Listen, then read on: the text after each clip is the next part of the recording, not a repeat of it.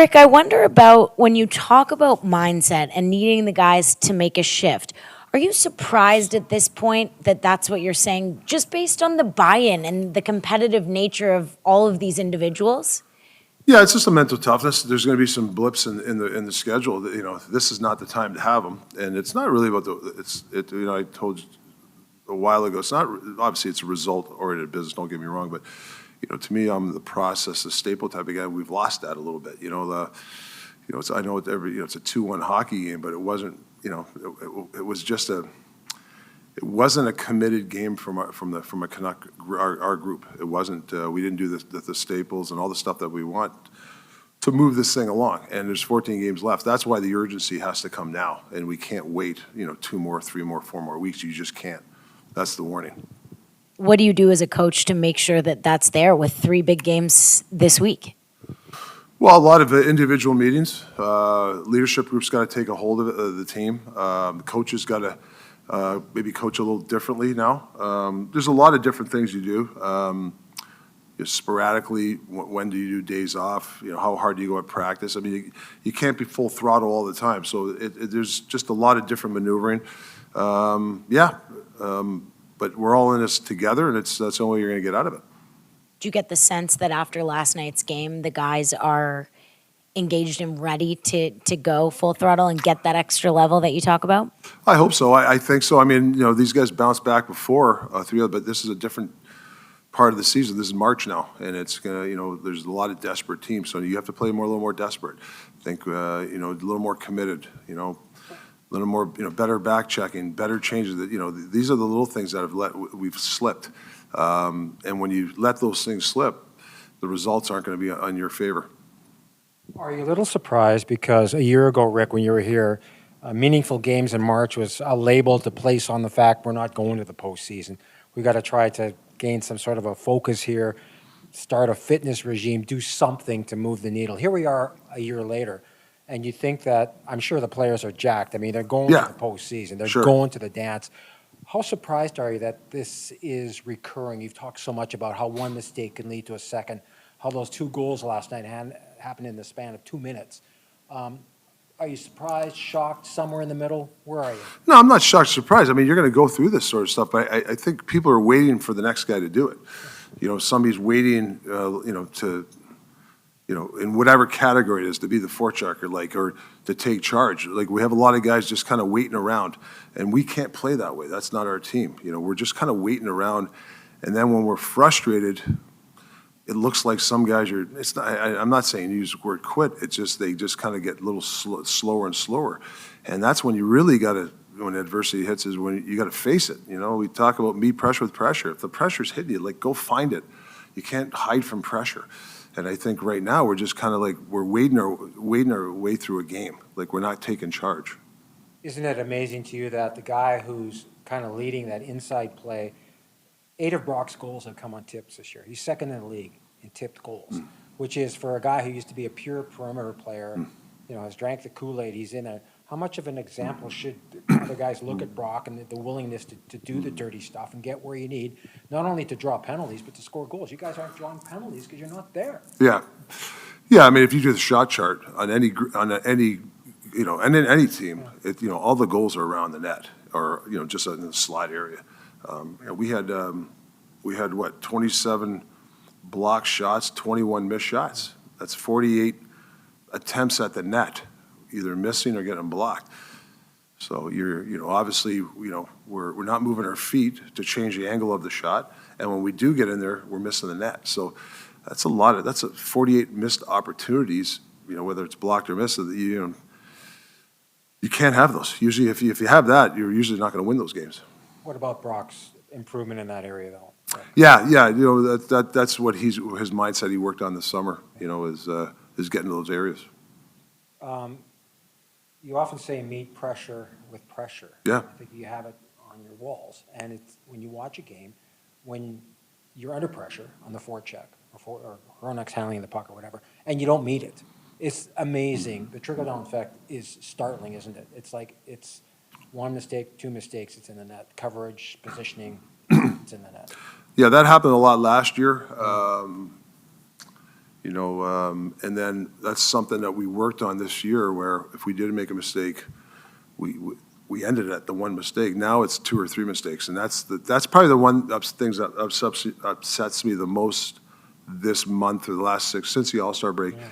The compounding mistakes, and maybe it's it's obviously habitual, and you have to preach good habits, but sometimes old habits come back when you're not meeting pressure with pressure. So, that's something we got to get to our game really quick when it comes to that. I mean, I'm sure you're familiar with the history of this, but this is kind of uncharted territory for a lot of the guys. Sure. And they're trying to figure out how to handle it, right? It's not like, oh, you know what, we won, we lost tonight, we're not going to the playoffs. It's not the end of the world. Now everything is not the end of the world, but it's steps toward where you need to be come late April. Yeah.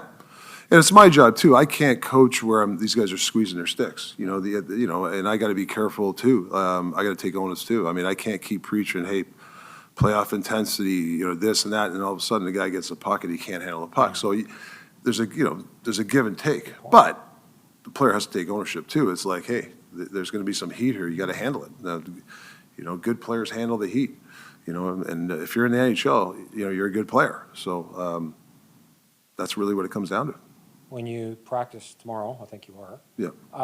Buffalo coming in here. Yeah. I mean, they've got Dahlin, they've got power, but they got Byram in that trade with Colorado. He's from here. Great kid. He's got 5 points in his first 5 games. How much is it a challenge to defend against teams that, as you mentioned, teams that can activate their D? And these are really good young D-men. How much of a challenge is that going to be Tuesday against Buffalo? You got to be tracking. You got to know where you're going coming back. They have a really good young core, for years to come. So you got to know where everybody is. And they got some players like Thompson and Tuck and those type of players. Cousins, those guys can make plays. So it's a dangerous team.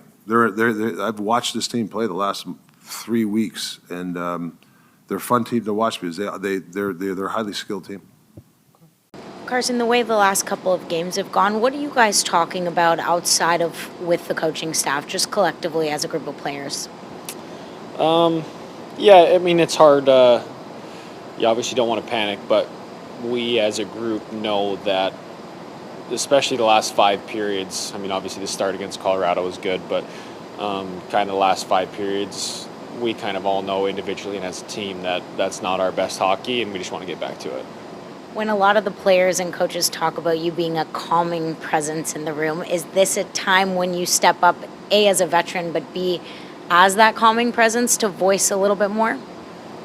Yeah, hopefully. I mean, there's time for calmness, but at the same time, like I said, we know we got to be better. So I think seeing the last 5 periods, it's good to go over video and really understand what we need to improve on and what we need to do to get better, and also just get back to our game.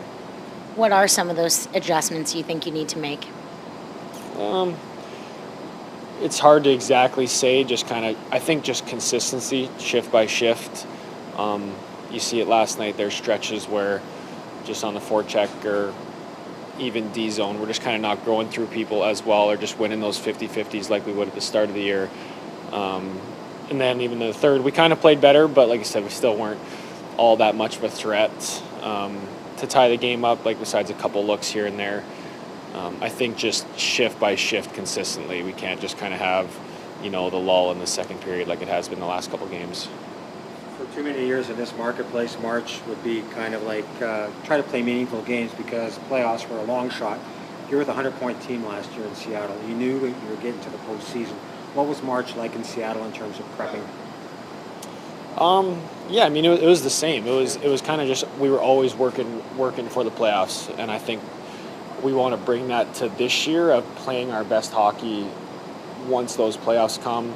The good thing is there's still 14, 15 games left where we can kind of go through a little rough patch. We know we're, like I said, most likely in the playoffs we're going to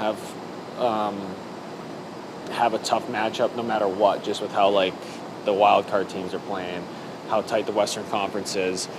But I think there's enough games left here where, like I said, hopefully this lull doesn't last long and we can be playing our best hockey. Playoff hockey seems to bring out the best in you in that Colorado series. I mean, in Game 7, I think you had a few blocks, a few hits. What is it about the postseason that brings out the best in you? Yeah, I mean, it's just what you work for. It's just the reward of a long season. I mean, this season hasn't been that long for me physically, besides just a couple injuries. And then it's just the intensity. Just kind of every shift, the atmosphere is different. The play is different. So I think it's rewarding, but it's also just it's fun. It's intense. It's a battle. So I've always just loved that kind of hockey and that kind of game. Can you impart anything? I mean, you don't have a ring per se, but guys talk about the playoffs at length. But until you've actually been there, if you talk to me and Cole about trying to win back-to-back cups, how difficult it is, can you impart that to any of the younger guys in the team? It's hard. Experience is kind of the best teacher, I think, especially just getting those first games under the belt. But I think down this stretch here is how you're going to have to prepare. We're obviously going to play some teams. We're going to be going for whether it's top of the league or top of the Western Conference here. We want the best seed we can get, and I think a couple of those games, Vegas, Dallas, Edmonton, near the end of our schedule, that's going to be as close as you can get to preparing.